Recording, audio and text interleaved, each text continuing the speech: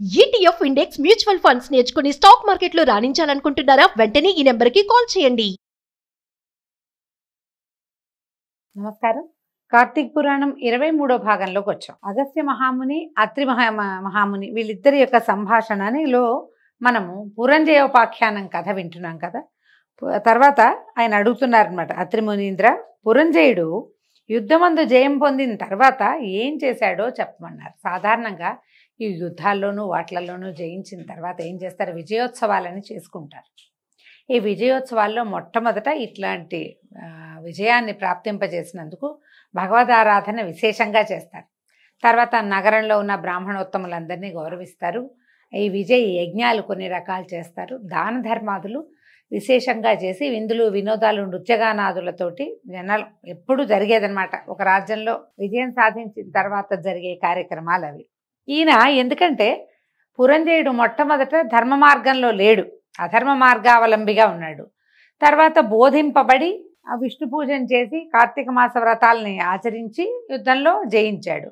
ఇప్పుడు జయించిన తర్వాత మళ్ళీ అతను పూర్వ పద్ధతిలోకి వెళ్ళాడా, లేకపోతే బోధింపబడిన సన్మార్గంలో ఉన్నాడా తెలుసుకోవటం కోసం అడుగుతున్నారనమాట. శత్రుబాధారహితమైన అయోధ్య పట్టణమందు పురంజయ మహారాజు సమస్త ధనుర్ధారుల్లోనూ శ్రేష్ఠుడై, ఇంద్రతుల్య పరాక్రమవంతుడై, సత్యవాదియు, సదా శుచియు, దాతయు, భోక్తయు, ప్రియవాదియు, రూపవంతుడును, అమిత కాంతివంతుడును, సమస్త యజ్ఞకర్తయు, బ్రాహ్మణ ప్రియుడును, ధనుర్వేదమందు వేదములయందు శాస్త్రములయందు ప్రవీణుడును, పూర్ణిమా చంద్రుని జనులకు వలె స్త్రీ ప్రియుడును, సూర్యుని వలె చూడశక్యము కానివాడును, శత్రువులను శిక్షించువాడును, హరిభక్తిపరాయణుడును, బలయుతుడు, కామక్రోధ లోభమోహ మదమాత్సర్యాలనేటువంటి అరిషడ్వర్గాలని జయించిన వాడును, కార్తీక వ్రతము చేత పాతకములన్నీ నశింపచేసుకుని వాడును అయి ఉండెను. సమస్త ధర్మగుణాలని అవలంబించాడు ఆయన. దానివల్ల ఈ ధార్మికమైన విధానం వల్ల కాంతి, కీర్తి, ఉన్నతి, సంపద ఇవన్నీ కూడా ఆయనని ఆశ్రయించి ఉన్నాయి. ఎవరైతే ధర్మ మార్గావలంబిగా ఉంటాడో అతడికి సమస్తమైన కళ్యాణ గుణాలు అతని యందు ఉంటాయి. అలా కనపడుతున్నాడు అనమాట. ఈ విధంగా ఉన్నటువంటి పురంజయుడికి విష్ణు సేవ యందు బుద్ధి జనించింది. ఆ రోజు యుద్ధం నుంచి తనని తను కాపాడుకోవటానికి, జయం పొందటానికి చేసిన వాడుగా లేడతను. అంతేకాదు, అవాళ ఒక్కరోజు నేనంత అర్చన చేస్తే నాకు ఇలాంటి జయాన్ని పట్టించిన వాడైనటువంటి హరిని నిరంతరము సేవించాలని వచ్చింది. నేను ఎలా హరిని ఆరాధిస్తాను, ఏ దేశమందు, ఏ మాసమందు, ఏ క్షేత్రమందు సురక్షితంగా సుఖంగా ఆరాధిస్తాను అని ఇలా ఆలోచించేవాట. ఇలాంటి ఆలోచనల్లో ఉన్న అతనికి ఒక ఆకాశవాణి వినపడిందట. ఏమైంది? ఓ పురంజయ, శీఘ్రముగా కావేరికి పొమ్ము, అచట శ్రీరంగమును దివ్యక్షేత్రము కలదు, అచట శ్రీరంగనాథుడు వసించి ఉన్నాడు, కాబట్టి సంసార ఛేదము చేయువాడైనటువంటి శ్రీరంగ నిలయుని సేవించుము అని చెప్పి ఊరకుండెను. నేను ఆలోచిస్తూ బాగా తీవ్రంగా ఉన్నాడనమాట. ఆయనకి ఆకాశవాణి వినిపించింది, కావేరీ పట్టణ నదీ తీరంలో ఉన్నటువంటి శ్రీరంగనాథుడిని సేవించు అని. ఆ మాట విని రాజు అయోధ్య పట్టణాన్ని విడిచిపెట్టి తన చతురంగ బలాలతో అనేక క్షేత్రములను తీర్థములను చూచుతూ కావేరీ మధ్యనున్న శ్రీరంగం చేరెను. మన కథ ప్రకారం ఈయన ఎక్కడున్నాడండి? అయోధ్యలో ఉన్నాడు. ఈ అయోధ్య ఎక్కడుంది? ఇప్పుడు మనం సేవిస్తున్న అయోధ్య రాముల వారు పుట్టింది ఉత్తరప్రదేశ్. అక్కడి నుంచి శ్రీరంగం అంటే తమిళనాడు చేరాలి. ఆ కాలంలో ఏముంది ట్రాన్స్పోర్టేషను, జనరల్ ట్రాన్స్పోర్టేషన్లు అంటే సాధారణమైనటువంటి ఇవేమీ లేవు. వీళ్ళు ఏనుగులు, గుర్రాలు, రథాలు వేసుకుని ఈ యుద్ధ కాలంలో ఎలాగా సేనలు అన్నిటినీ నదులు నదాలని వాటిని దాటుకుంటూ అరణ్యాల్లోంచి మధ్యలోంచి ప్రయాణం చేస్తూ యుద్ధాలకు ఎలా వెళ్ళారో అలాగే ఈయన ఈ తీర్థయాత్ర కూడా వెళ్ళాడు. ఆ రోజుల్లో తీర్థయాత్ర క్రమం ఎలా ఉండేది? రాత్రిళ్ళు దీపాలు ఉండేవి కాదు, పగలే ప్రయాణం. అందుకని పగలంతా ప్రయాణించి సాయంకాలం ఒక సురక్షిత ప్రాంతానికి చేరి అక్కడ దండు విడిసి ఉన్నారు. మొత్తం అంతా ఉండి రాత్రి పడుకుని సాయంకాలం వంటకు సరిపడేటువంటి సాధనాలు చూసుకుని, నీళ్ళు ఎక్కడున్నాయో తెలుసుకుని, అక్కడ ఉండి గుడారాలు, పటకుటీరాలు అవి నిర్మించుకుని అక్కడ ఆగి రాత్రి నిద్రించి ఉదయం చుట్టుపక్కల ప్రాంతాల్లో ఉన్నటువంటి బ్రాహ్మణులు, పురప్రముఖులు ఎవరైనా వచ్చి కలిసి ఇక్కడ ఫలానా క్షేత్రం ఉంది, ఫలానా స్వామివారు వేయించేస్తున్నాడు, ఫలానా అమ్మవారు విశేషమైన సేవ స్వరూపంలో కనపడుతుంది అని బోధింపబడి వారిని సేవించుకుని, అంటే ఏ ఏ ప్రాంతంలో ఆగారో ఆయా ప్రాంతాల్లో ఉన్నటువంటి అన్ని దేవళాలని విశేషంగా సేవించుకుని ఓ రోజో 2 రోజులు దానికి అయ్యాక మళ్ళీ అక్కడి నుంచి ప్రయాణ పలసట కొంచెం తీరంగానే మళ్ళీ బయలుదేరటం. ఈ మధ్యలో అడవులు అవి ఇవి, చెరువులు దొరువులు, నదులు నదాలు ఇవన్నీ దాటుకుంటూ ఎన్నో రోజులు ఎంతో కాలము ప్రయాణించి అయోధ్య పట్టణాన్ని విడిచి కావేరీ మధ్యలో ఉన్నటువంటి శ్రీరంగపట్టణానికి చేరాడట. అట్లా చేరి కార్తీక మాసం అంతా అక్కడే ఉన్నాడు. అంటే ఈయన ముందు కార్తీక మాసానికి 4 నెలల ముందే ఇంచుమించుగా ఏ జ్యేష్ఠంలోనో ఎండాకాలం విడిపడుతుండగా బయలుదేరారు. ఈ రోజులన్నీ కూడా వర్షపు రోజులన్నీ కూడా ప్రయాణంలో ఎంత కష్టపడి ఉంటారో. ఈ కాలంలో మనకి ఇన్ని రకాల సౌకర్యాలు ఉండి కూడా మనం వర్షాకాలం ప్రయాణం అంటే దుర్భరం, దుష్కరం, భరించలేము, కష్టము రెండూను. మరి ఆ కాలంలో వాళ్ళు ఎట్లా చేశారు? వ్యయ ప్రయాసలకి ఓర్చి, ఎంతో శ్రమ కోర్చి కార్తీక మాసంలో శ్రీరంగానికి చేరాడు.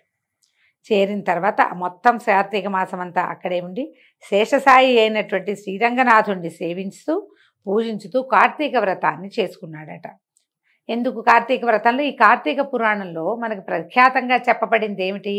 కార్తీక దామోదర ప్రీత్యర్థం శివారాధనం కరిష్యే అని చెప్పుకోవాలి.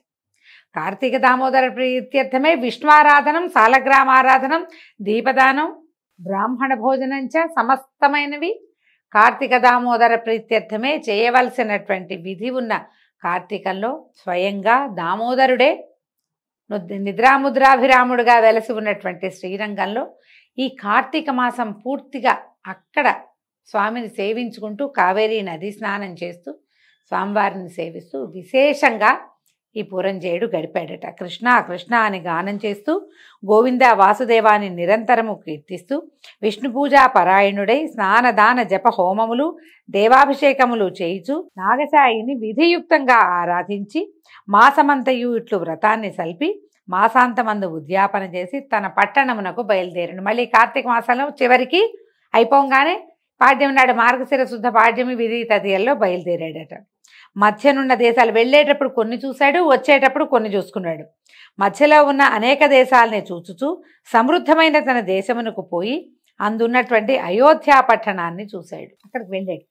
వెళ్ళిన తర్వాత ఈ అయోధ్య అన్ని రాష్ట్రములకు అలంకారం వంటిది, సంతోషముతో పుష్టితోనూ కూడినటువంటి జనులు కలిగినది, దృఢముగా ఉన్న ప్రాకారములు తోరణములు కలిగి ఉన్నది, అత్యంత దృఢవంతములైన యంత్రములు గడియలు కలిగినది, అగట్టలు కలిగినది, గుర్రములతో ఏనుగులతో రథములతోనూ నిండి ఉండేది, గృహగోపురముల వెంట వీధులు కలిగింది, అనేక వర్ణములు కలిగిన పతాకములు కలిగినది, వాయువు చేత ప్రజ్వలింపజేయబడుతున్నటువంటి అగ్నులు, వాయువు చేతనే చెలింపజేయబడుతున్నటువంటి పతాకములు కలిగింది, అనేక భట సంయుతము అనేక దేశవాసులతో కూడినదే అయి ఉండెను.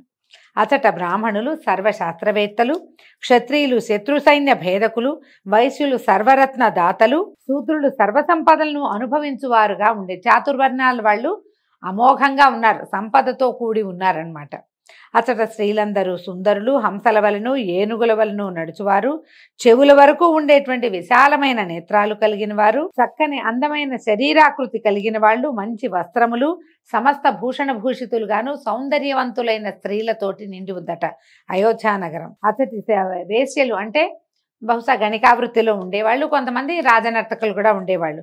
సంగీతమందు నృత్యమందు నిపుణులు, సౌందర్యంతో లావణ్యంతో కూడి ఉండేవారు, నిత్యానంద యుక్తులు, మదోన్మత్తులు, సమస్త స్త్రీగుణభూషితులై చూచుటలోనూ మాట్లాడుటలోనూ కూడా బహునేర్పరులై సభలలోనూ రాజమార్గాల్లోనూ రచ్చలలోనూ ఆటలాడుతూ ఉండేవాళ్ళు. అంటే హాయిగా సంచరించేవాళ్ళు జనం. అతడి కులస్త్రీలు గుణవంతులై సర్వాభరణ భూషితులై పాతివ్రత్యపరాయణులుగా ఉండేవారు. ఓ అగస్త్యమనుంద్ర, అతడి మనుషులందరూ తమ తమ వర్ణాశ్రమ ధర్మములందు స్థిరముగా ఉన్నారు. పురంజేయుడు ఇట్లా ఉన్నటువంటి తన పట్టణాన్ని చూసి ఎంతో సంతోషించి యథారాజా తథా ప్రజ అను న్యాయాన్ని బట్టి రాజు న్యాయవర్తి అయినందువలన ప్రజలు కూడా న్యాయమందే ఉన్నారని తెలుసుకొని ఎంతో సంతోషించాడట. పౌరులందరూ రాజు వచ్చుట విని వేవేలుగా గుమిగూడారు. రాజు మీద పేలాలు పుష్పములు చల్లారు. ఈ లాజాలు చల్లటం, పేలాలంటే ఇవేనండి, మన పాప్కార్న్ అంటాం కదా, కానీ కార్న్ పాపులు కావవి. లాజలంటే వడ్ల పేలాలు. ఆ పేలాలు పువ్వులు చల్లుతారు. రఘువంశంలో కూడా ఈ ప్రస్తావన కనపడుతుంది. రాముల వారు రాజ్యానికి తిరిగి వచ్చినప్పుడు కూడా ఆయన మీద లాజలు చల్లారు. బ్రాహ్మణ వివాహ క్రతువుల్లో, బహుశా క్షత్రియ వైశ్య వివాహ క్రతువుల్లో కూడా కనిపిస్తాయి. లాజహోమం అని ప్రత్యేకంగా చేస్తారు. వరి పైలాలని హోమంలో సమర్పిస్తారు. అవి పవిత్రమైనవిగా భావిస్తారు. అవన్నీ చల్లారట రాజు మీద. అంటే ఇంత పెద్ద యాత్ర చేసుకుని భగవత్ సాన్నిధ్యంలో నెల రోజులు గడిపి కార్తీక వ్రతాన్ని సాంగంగా, పురాణోక్తంగా, విధియుక్తంగా, శాస్త్రవిహితంగా, వేదోక్తమైన విధానంలో చేసుకుని వచ్చినటువంటి ఆ రాజు యొక్క దర్శనం వల్లే తమకు పుణ్యం లభిస్తుందని పౌరులు భావించారట. భావించి ఆయన మీద లాజలు చల్లి, పువ్వులు చల్లి ఆయన్ని ఆహ్వానించారు. రాజు పట్టణంలో ప్రవేశించి తన ఇంటి యందు సుఖముగా నివసించి ఆ తర్వాత విధియుక్తంగా, ధర్మయుక్తంగా, న్యాయంగా పట్టణాన్ని పరిపాలించాడు, తన దేశాన్ని. తర్వాత కుమారులు మనుమలు కలవాడే అనేక భోగముల్ని అనుభవించి చివరకు కుమారులకు రాజ్యభారాన్ని అప్పగించి తను కూడా భార్యతో కలిసి వానప్రస్థానికి వనమునకు పోయి వనమందు కూడా కార్తీక వ్రతాన్ని విడువక చేయిచు హరిభక్తి స్థిరముగా చేసి దానివల్ల వైకుంఠలోకవాసి అయి సుఖంగా ఉన్నాడు. తర్వాత అంత్యంలో ఆయన వానప్రస్థాశ్రమం తర్వాత మరణించిన తర్వాత వైకుంఠాన్ని పొందాడట. అగస్త్య మునీంద్ర కార్తీక వ్రతము సంపూర్ణమైన మహాత్మ్యము కలిగింది. ఈ కార్తీక ధర్మములో ఈ ధర్మములన్నీ హరికి ప్రీతికరము. ఏ విధంగా ఆయనను వీలు చేసుకుని కార్తీక వ్రతాన్ని చేసేవాడు పరమపదాన్ని పొందుతాడు. సమస్త సౌఖ్యాలని ఇచ్చున్నది కలికల్మాష నాశినియు అయినటువంటి కార్తీక వ్రతమును చేయని మనుష్యుడు దుఃఖమును పొందును. హరిభక్తియుతుడై శుచితో ఈ అధ్యాయాన్ని వినేవాడు సమస్త పాతకములను నశింపచేసుకుని పునరావృత్తి రహితమైన మోక్షాన్ని పొందుతాడు అని అత్రి మహాముని అగస్త్య మునీంద్రులకి తెలియచేశారని వశిష్ఠ మహాముని జనక రాజర్షికి చెప్తున్నారు. ఈ విధంగా కార్తీక మహాత్మ్యంలోని 23వ అధ్యాయం పూర్తయిందండి. దీంతో ఈరోజు పారాయణ పూర్తి చేసుకున్నాం. రేపు ఉదయం 24వ రోజు పారాయణలో మళ్ళీ కలుసుకుందాము. నమస్కారం.